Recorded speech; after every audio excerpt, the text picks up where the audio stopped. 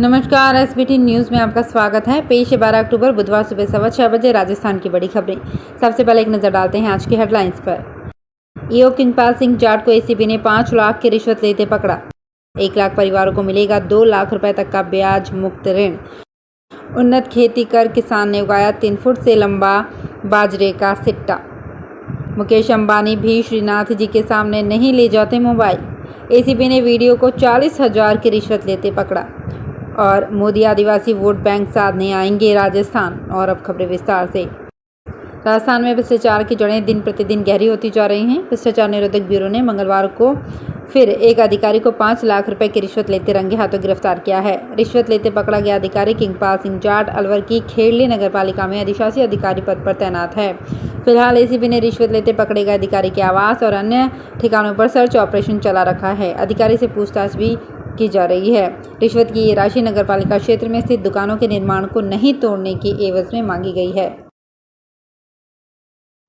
राजस्थान में सहकारिता विभाग ने ग्रामीण क्षेत्र के परिवारों के लिए राजस्थान ग्रामीण परिवार आजीविका ऋण योजना लागू की है।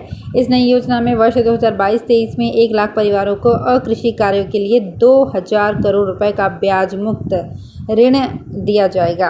राज्य के ग्रामीण क्षेत्र में पिछले 5 वर्षों से निवास कर रहे परिवार इस ऋण के लिए पात्र होंगे। ये ऋण वाणिज्यिक बैंकों, क्षेत्रीय ग्रामीण बैंकों, सहकारी बैंकों एवं स्मॉल फाइनेंस बैंकों के माध्यम से दिया जाएगा। राज्य सरकार इस प्रकार के ऋणों के लिए 100 करोड़ रुपए का ब्याज अनुदान देगी। राजस्थान के किसान खेती-बाड़ी में नित नए नवाचार कर रहे हैं। खेत में अथक मेहनत के कारण यहाँ का किसान प्रगतिशील बनता जा रहा है। चूरू जिले में ऐसे कई किसान भी हैं जिन्होंने जिला और राज्य स्तर पर सम्मान पाया है। किसानों ने बाजरा में नवाचार किया है। उनके नवाचार का परिणाम ये निकला कि बाजरे का सिट्टा 3 फीट से भी अधिक लंबा हुआ है। जिले के खंडवा गांव के सेवानिवृत्त शिक्षक कृष्ण कुमार अनवा ने अपने खेत में उन्नत किस्म के बाजरे की बुआई की है। बोलचाल की भाषा में ये देसी किस्म का बाजरा है, लेकिन इसे वैज्ञानिक विधि से तैयार किया गया है। राजसमंद के नाथद्वारा मंदिर में कैमरा ले जाने की अनुमति नहीं है। यहाँ भगवान बाल रूप में हैं। उनकी सेवा पूजा बाल स्वरूप की ही होती है। मंदिर में कभी भी कैमरा ले जाने की अनुमति नहीं दी गई। यही रिवाज बन गया। पुष्टि मार्गीय पूजा में भगवान के सामने कैमरे से फोटो खींचना पूजा में व्यवधान माना जाता है। ये भी कहा जाता है कि बाल स्वरूप को नजर ना लगे, इसलिए यहाँ कैमरा ले जाने और फोटो खींचने पर सख्त मनाही है। अंबानी परिवार की श्रीनाथ जी में गहरी आस्था रही है। बड़ी लॉन्चिंग हो या परिवार में कोई शुभ कार्य, अंबानी परिवार के लोग यहाँ भगवान का आशीर्वाद लेने जरूर आते हैं। मंदिर की परंपरा ऐसी है कि मुकेश अंबानी भी मंदिर में ठाकुर जी के सामने मोबाइल नहीं निकालते। ऐसे में मंदिर, प्रतिमा और परिसर का वीडियो बनाकर किसी सुरक्षा गार्ड ने सोशल मीडिया पर शेयर कर दिया। उदयपुर एसीबी ने कार्रवाई करते हुए झाड़ोल के गोरण ग्राम विकास अधिकारी भैरूलाल को 40,000 रुपये की रिश्वत लेते रंगे हाथों गिरफ्तार किया। आरोपी के आवास और अन्य ठिकानों पर तलाशी की जा रही है। आरोपी सचिव रिश्वत किसी और से नहीं बल्कि उसी पंचायत के सरपंच से मांग रहा था। सरपंच की पत्नी ने 6 महीने पहले पंचायत को सप्लाई सीसी रोड के लिए माल सप्लाई किया था। 2 बार बिल लगाने पर आरोपी बिल का पेमेंट नहीं कर रहा था। पीएम नरेंद्र मोदी 1 नवंबर को राजस्थान दौरे पर आएंगे। आदिवासी जिले बांसवाड़ा के मानगढ़ धाम में मोदी बड़ी जनसभा को संबोधित करेंगे। मानगढ़ राजस्थान गुजरात बॉर्डर पर बांसवाड़ा के आनंदपुरी के पास एक पहाड़ी पर है। यहाँ पर मध्य प्रदेश और गुजरात की भी सीमाएं मिलती हैं। गुजरात में विधानसभा चुनाव इसी साल है। 2023 में राजस्थान और मध्य प्रदेश में भी विधानसभा चुनाव होने हैं। ऐसे में मोदी की मानगढ़ की सभा 3 राज्यों के चुनाव समीकरणों को साधने में भी बड़ी भूमिका निभाएंगे। 12 द्वादश ज्योतिर्लिंग में से एक महाकालेश्वर ज्योतिर्लिंग के नए दर्शन परिसर महाकाल लोक का पीएम मोदी ने लोकार्पण किया। ये पूरा शिवलिंग कलेवा से तैयार किया गया है। कॉरिडोर उद्घाटन से पहले पीएम मोदी ने महाकाल गर्भगृह में पूजा की। इस दौरान पीएम मोदी ने कुछ समय के लिए ज्योतिर्लिंग के सामने ध्यान भी लगाया। पीएम मोदी गर्भगृह में बैठकर जाप करते दिखाई दिए। इस मौके पर पूरे महाकाल मंदिर और महाकाल लोक को फूलों से सजाया गया है। अहमदाबाद से विशेष विमान के जरिए वे पहले इंदौर और वहां से एयरफोर्स के हेलीकॉप्टर से उज्जैन पहुंचे और सीधा महाकाल मंदिर पहुंचे। इस दौरान मध्य प्रदेश के मुख्यमंत्री शिवराज सिंह चौहान भी वहां मौजूद रहे। राजस्थान हाईकोर्ट ने देश के अधिवक्ताओं की नियामक संस्था बार काउंसिल ऑफ इंडिया के 3 अक्टूबर के उस आदेश के क्रियान्विति पर रोक लगा दी है जिसके तहत बीसीआई ने Rajasthan high court bar association Jaipur के 18 नवंबर को प्रस्तावित चुनाव पर रोक लगा दी थी। इसके साथ ही अदालत ने मामले में bar council of India, bar council of Rajasthan और हाईकोर्ट बार एसोसिएशन सहित बीसीआर में याचिका पेश करने वाले सुमेर सिंह ओला को नोटिस जारी कर 5 सप्ताह में जवाब तलब किया है। जस्टिस महेंद्र गोयल ने यह आदेश हाईकोर्ट बार एसोसिएशन के पूर्व महासचिव और अध्यक्ष पद के प्रत्याशी प्रहलाद शर्मा और रोहन जैन सहित अन्य की याचिका पर दिए। अवैध रिफिलिंग और उससे होने वाली घटनाओं को रोकने और कमर्शियल सिलेंडर की खपत बढ़ाने के लिए तेल कंपनियों ने बड़ा बदलाव किया है। अब एक गैस कनेक्शन पर एक साल में 15 से अधिक एलपीजी सिलेंडर नहीं मिलेंगे। देश की तीनों प्रमुख एलपीजी कंपनियों इंडियन ऑयल, बीपीसीएल और एचपीसीएल ने सॉफ्टवेयर में बदलाव कर दिया है।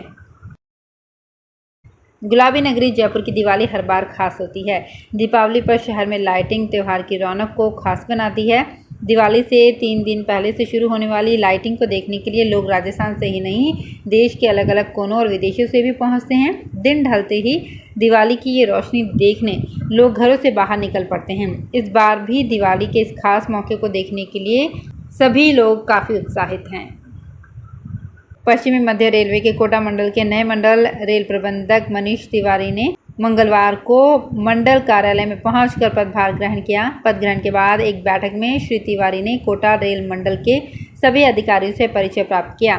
मंडल सभागृह में आयोजित एक समारोह में स्थानीय अधिकारियों ने विदा देते निवर्तमान डीआरएम पंकज शर्मा द्वारा अब तक की सेवाकाल की प्रशंसा करते हुए उन्हें कोविड की अवधि में एक सराहनीय नेतृत्व प्रदान करने वाले अधिकारी बताया।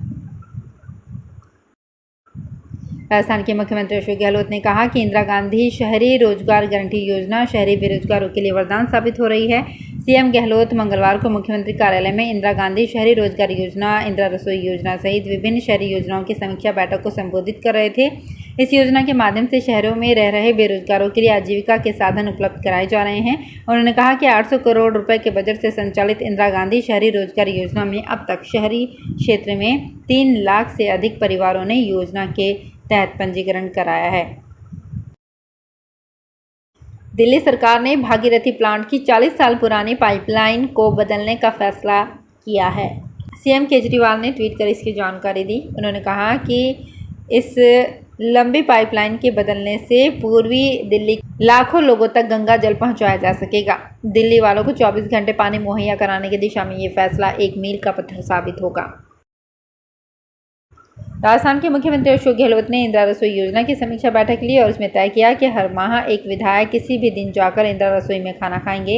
इससे भोजन की गुणवत्ता भी बनी रहेगी और निरीक्षण भी हो जाएगा। सीएम गहलोत ने कहा कि ये फैसला इसलिए किया गया है ताकि आमजन को ये भरोसा हो कि उन्हें गुणवत्तापूर्ण पौष्टिक भोजन मिलता रहेगा।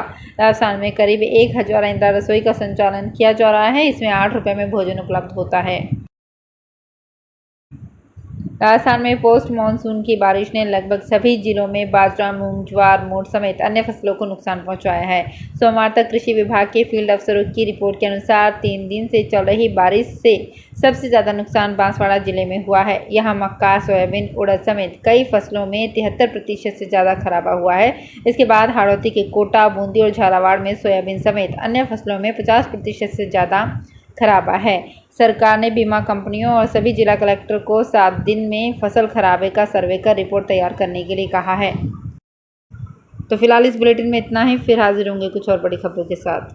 अगर आप भी अपने आसपास की छोटी बड़ी और महत्वपूर्ण खबरों से अपडेट रहना चाहते हैं तो सब्सक्राइब कीजिए हमारे चैनल एसपीटी न्यूज को और प्रेस कीजिए बेल आइकन पर।